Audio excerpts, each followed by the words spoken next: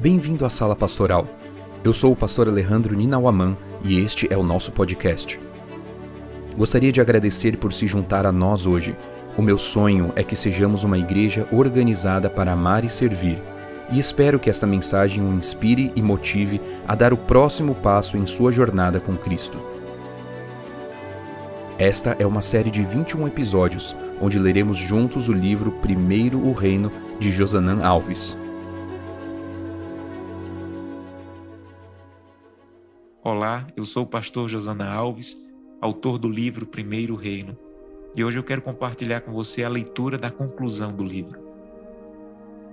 Que regozijo haverá quando os remidos se encontrarem com os que se preocuparam em seu favor e o saudarem. Ellen G. White. Quando eu perseguia o dinheiro, nunca tinha o suficiente, mas quando eu concentrei minha vida em doar e ajudar, me tornei próspero. Wayne Dyer. Abignal Vorku é um experiente bibliotecário-chefe da Faculdade União do Pacífico, uma instituição adventista na Califórnia. No entanto, sua vida nem sempre foi cercada por livros. Ele nasceu na zona rural da Etiópia e aos 7 anos de idade tornou-se um pastor de ovelhas. Aos 12 anos, sua obrigação diária era vigiar o rebanho da família. Sua família sobrevivia principalmente da lavoura. Por isso, após os 12 anos de idade, ele aprendeu a arar, plantar e colher. O trabalho era extenuante. Eles literalmente viviam do suor do rosto. Não era uma questão de escolha, mas de sobrevivência. Entretanto, aos 15 anos, ele sofreu um terrível acidente que o cegou e desfigurou seu olho esquerdo. Os melhores profissionais de saúde da aldeia tentaram ajudá-lo, mas nada funcionou. Assim, a família decidiu enviá-lo para um hospital moderno. Ele caminhou por 2 dias até o hospital mais próximo, construído no meio do nada e que pertencia aos adventistas do 7º dia. Quando ele chegou ao hospital, percebeu que ao lado havia uma igreja e uma escola adventista. Enquanto estava sendo tratado, observava atentamente os alunos da escola. Prestava atenção ao que faziam e como se comportavam. Logo percebeu que eles tinham algo muito especial que ele não tinha e sentiu o quanto necessitava de educação. O desejo de frequentar a escola se tornou incontrolável. Vorku decidiu encontrar um meio de concretizá-lo. Havia, porém, 2 grandes problemas. Ele não tinha o consentimento dos pais nem dinheiro. No interior da Etiópia, os pais exercem poder e influência sobre os filhos na escolha da profissão, do cônjuge, da religião, etc. Mesmo com temor de ir contra o desejo dos pais, ele não deixava de pensar sequer um minuto sobre a possibilidade de frequentar aquela escola. No hospital, ele aprendeu a orar e durante todo o dia ele repetia a seguinte oração: Querido Deus, por favor, me ajude. O Senhor ouviu aquela simples oração e a respondeu miraculosamente. Ele conseguiu o consentimento dos pais em uma bolsa de estudos aos 15 anos. No meio do ano, ele ingressou na 1ª série. Ele estava tão agradecido e feliz que até hoje considera aquela data como o dia de seu 2º nascimento. Anos depois, ele se uniu à Igreja Adventista e passou por seu 3º nascimento, o batismo. Aos 22 anos, ele concluiu a 8ª série e foi o primeiro em sua classe. Nada mal para um jovem agricultor.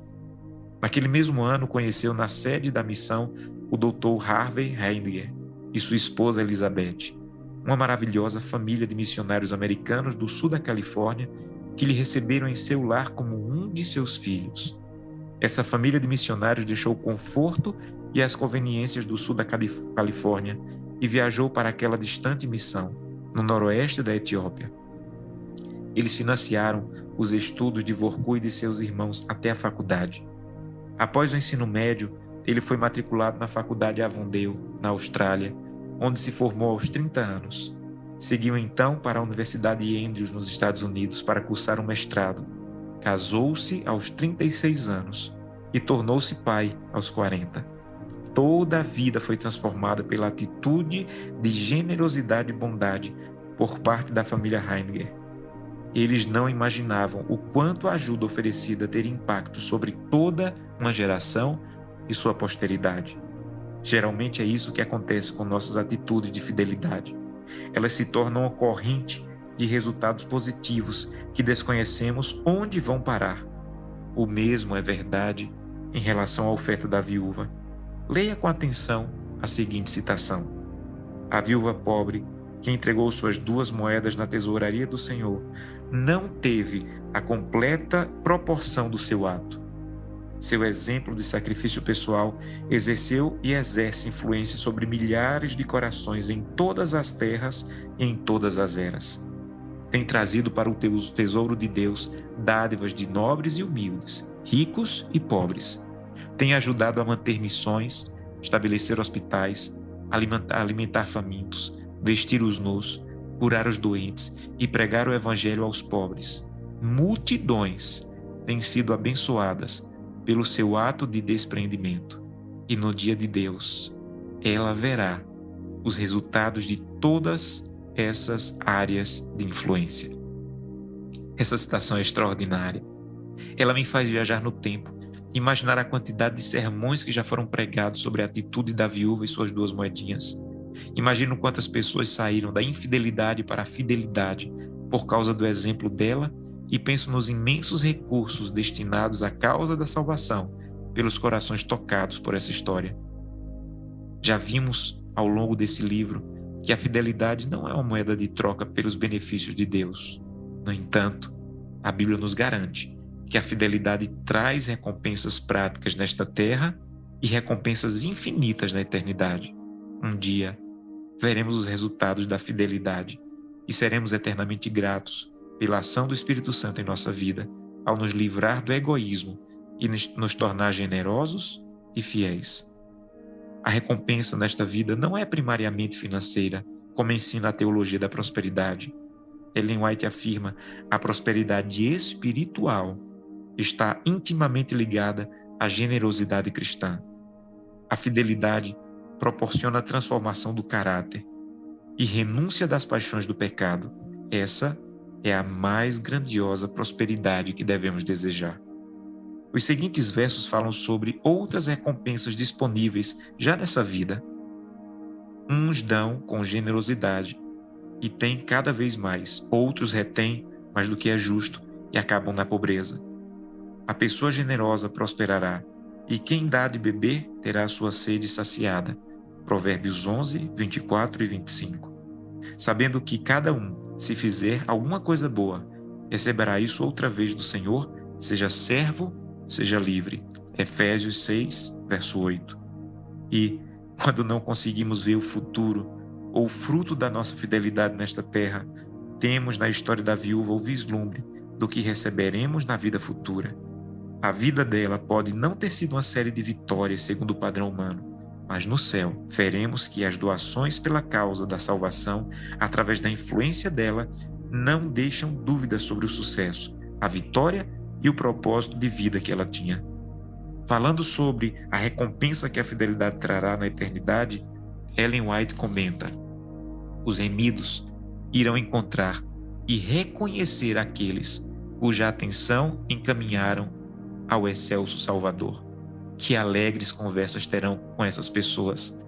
Eu era pecador, sem Deus e sem esperança no mundo, e você se aproximou de mim e atraiu minha atenção para o precioso Salvador como minha única esperança.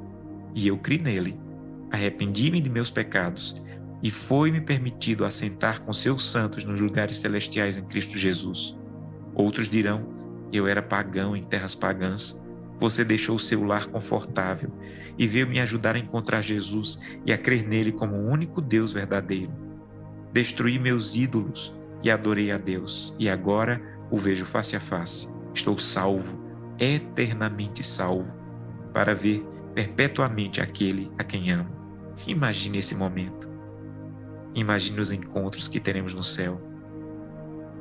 Naquele momento, compreenderemos plenamente o que é prosperidade. Veremos que fizemos o melhor em nossa existência passageira na terra.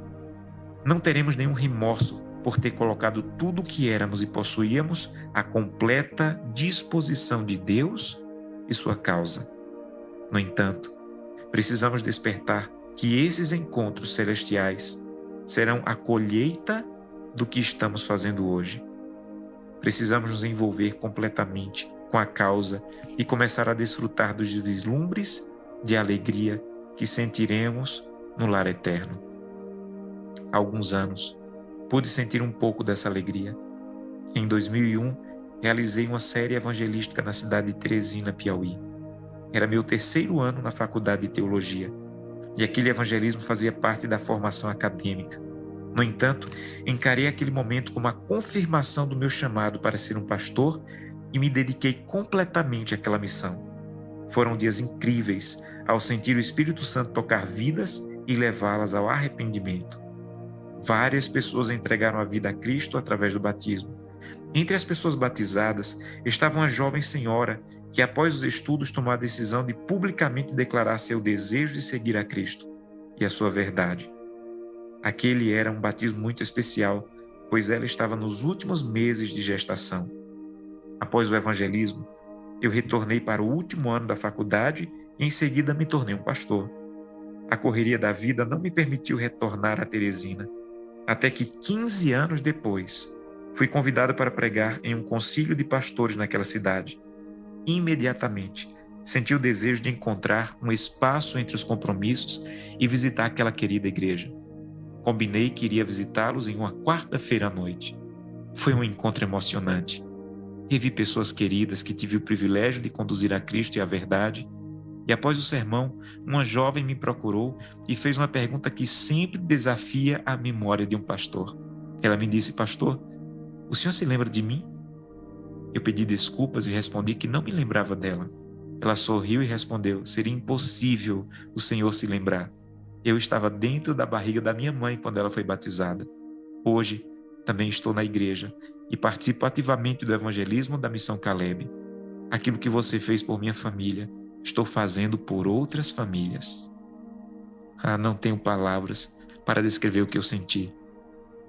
Não era apenas a emoção do momento, mas a emoção de imaginar encontros como aqueles durante toda a eternidade. Diante daquela igreja, mais uma vez decidi entregar meus dons, influência, recursos, capacidades, enfim, minha vida, para que outras vidas fossem salvas e transformadas pelo poder do Evangelho. Amo ouvir histórias, e isso é uma das coisas que me fascina ao pensar na eternidade. Ouviremos histórias verdadeiras e impressionantes. Eu me imagino acompanhando aquela viúva no céu, apenas para ver pessoas se aproximando dela e contando as decisões que tomaram a partir de sua história registrada em 4 versículos bíblicos. Quero conhecer a história de pessoas que foram ajudadas, alimentadas e vestidas como resultado da influência da história dela. Quero ouvir sobre os hospitais e as missões que foram estabelecidas como influência direta da atitude dela. Mas, acima de tudo, quero ser uma das pessoas que contará a ela o que aconteceu em meu coração e quais atitudes tomei pelo impacto que a vida dela exerceu sobre mim. Você quer se juntar a mim e formar o fã-clube celestial da Viúva de Jerusalém? Vamos juntos, será emocionante. Este é o último capítulo da nossa jornada. Na introdução, eu disse que esperava que a leitura desse livro fosse uma bênção para o seu crescimento espiritual e que sua vida fosse impactada pela história dessa simples viúva de Israel. Espero que isso tenha acontecido em sua vida, como aconteceu na minha. Não sei se você concorda comigo, mas a história dessa humilde viúva de Israel é como um oásis no deserto. A atitude de fidelidade e generosidade em meio às ofertas não espirituais e ostentosos é como uma linda flor que nasce em meio à lama.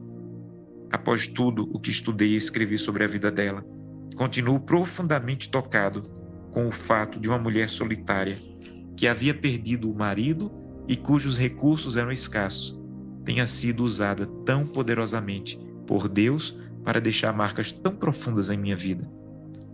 Ela encontrou força e conforto em Deus e decidiu expressar isso através de uma entrega completa. Ela foi percebida pelo Mestre, sua memória foi imortalizada, sua ação se tornou uma inspiração para a igreja em todos os tempos. Seu exemplo foi seguido por milhares de cristãos conhecidos e desconhecidos, e a cada ato de entrega completa, o nome de Cristo foi glorificado. Cristãos conhecidos como John Wycliffe, Jerônimo, Martinho Lutero, Bonhoeffer, ou desconhecidos como eu, você e o Sr. Haim. Permita-me concluir com essa história. No vilarejo Siem Reap, no Camboja, Haim e sua família foram capturados por soldados do regime comunista do país. Sua sentença era a morte, e seu crime era ser um fiel seguidor de Jesus Cristo. Ele havia ensinado sua família sobre entrega e fidelidade completas a Deus. E essa era a hora da prova. A família aprisionada passara a noite acordada, confortando-se e orando uns pelos outros enquanto permaneciam amarrados juntos debaixo de algumas árvores. Na manhã da execução, todos foram levados para o campo de extermínio. Haim pediu aos guardas alguns minutos para se juntar à sua família em um último momento de oração, e de mãos dadas, ao lado da cova onde seriam jogados, ele suplicou a Deus que os guardas e todos os que estavam observando de longe se arrependessem e crescem no Evangelho. Naquele momento, um dos filhos de Haim entrou em pânico e correu em direção à selva, desaparecendo entre os arbustos. O pai se levantou e, com autoridade, pediu aos guardas para não perseguirem o menino e permitirem que ele o chamasse de volta. Os espectadores estavam atônitos e a família permanecia de joelhos ao lado da cova. Haim então se aproximou das árvores e começou a rogar que seu filho retornasse. Ele bradou: de que adianta ganhar apenas mais alguns dias de vida na selva como fugitivo e viver de maneira miserável e solitária, em vez de se unir à sua família momentaneamente ao redor da sepultura e em breve estar ao redor do trono de Deus no céu. Depois de alguns minutos de tensão, o rapaz saiu dentre os arbustos chorando e caminhou lentamente ao seu lugar, entre os familiares ajoelhados. Agora estamos prontos para ir, disse Haim aos guardas. Deus está nos convidando a fazer uma entrega completa de tudo o que temos e somos, a exemplo da viúva apresentada no Evangelho e do Sr. Haim. Minha oração sincera é que todas as pessoas que entrarem em contato com este livro possam nesse momento dizer: sou completamente teu, Senhor.